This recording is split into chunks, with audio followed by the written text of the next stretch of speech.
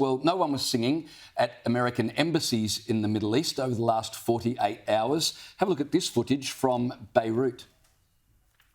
These scenes are being replicated across the region. You can see people here, they're breaking stones. I'll give you a little bit of a geography tour. Over there where the smoke's coming up, that's the road. That's the road leading to the US Embassy, and people here are effectively saying that the United States is complicit in what they claim are war crimes being committed in Gaza. Now, just round that corner where the smoke is thickest is the entrance to the US Embassy. We'll try and make it there, but you can see there's a lot of tear gas, and it's quite difficult to breathe here. It gets in your eyes as well. But you'll forgive the language there, as the atmosphere extremely charged. Just move around here. Dean, follow me. Come down here. You can see people are slinging. They make slings to throw stones as well. We'll just move around the corner here, and you can see where I'm struggling now with the tear gas. But this fire here was started last night. This is the second day of protests that have happened here. Like I said, we could go on all night showing protests around the world. We'll show you one more. This one is particularly interesting because it's in the Capitol building in the US. Now, you remember when Trump supporters went into the Capitol building protesting, it was the greatest threat to democracy since Pearl Harbor. Not quite so serious when 10,000 protesters turn up to protest on behalf of Hamas. A few hundred got inside the building.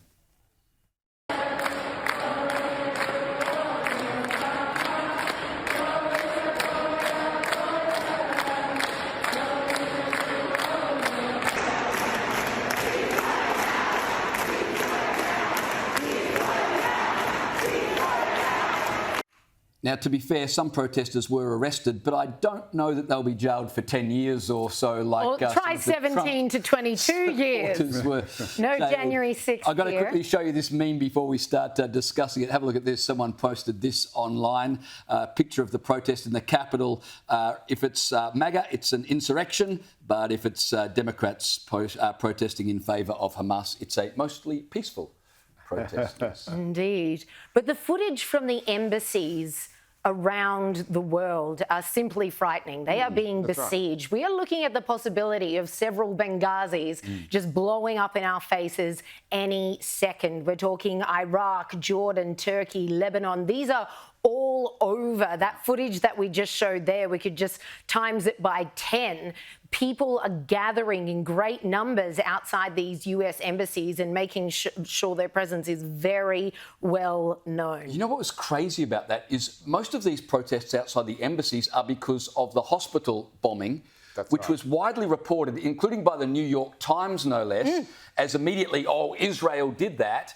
And even though it's been clarified now, we've had Arab leaders say, well, no one is going to believe the clarification. And the media is so culpable. The media is so culpable. I got a push notification letting me know that Israel has just fired on a hospital in Palestine and 500 people are dead. Turned out to be a car park. Turned out not to be Israel's bomb. The rocket was a rogue one from the wrong side, guys. I mean, the misinformation that is already being...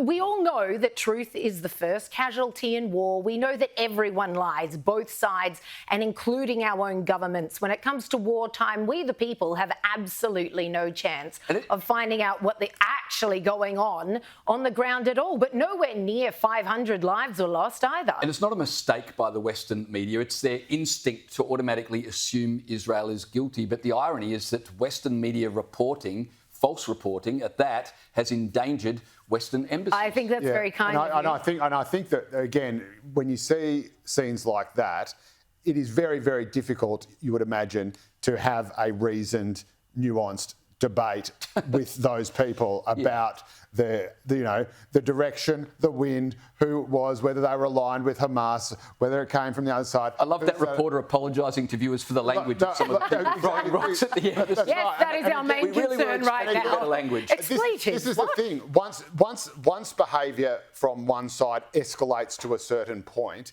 then suddenly whatever cause they are fighting for, however just it may be, immediately becomes invalid. And again, my background is largely Irish Catholic, and, we had the IRA. I thought they were appalling. I could not possibly condone anything of what they did, but at least they targeted security officials, public officials, that they didn't go around decapitating babies.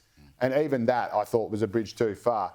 The idea that you could have scenes like that and say, again, maybe they're going to put a rock through someone's head, but that they have a good point, or that they were mostly peaceful, or they're not supporting Hamas, they're just supporting the Palestinian people, who, by the way, in the last polls that were taken, overwhelmingly, Hamas was the most popular political party by and large, with about 30 to 40% of people in Gaza and the West Bank expressing support for them. So again, where do you draw the line between the Hamas terrorist leadership and the people who support them? And indeed, a risk for Israel is that, with its bombing campaign, which it should be, make sure is as targeted as possible and does not take any civilians as possible, it needs to make sure that it's not just creating the next generation of Hamas and radicalising people. So I don't think there's a fixed line between Hamas and everybody else either.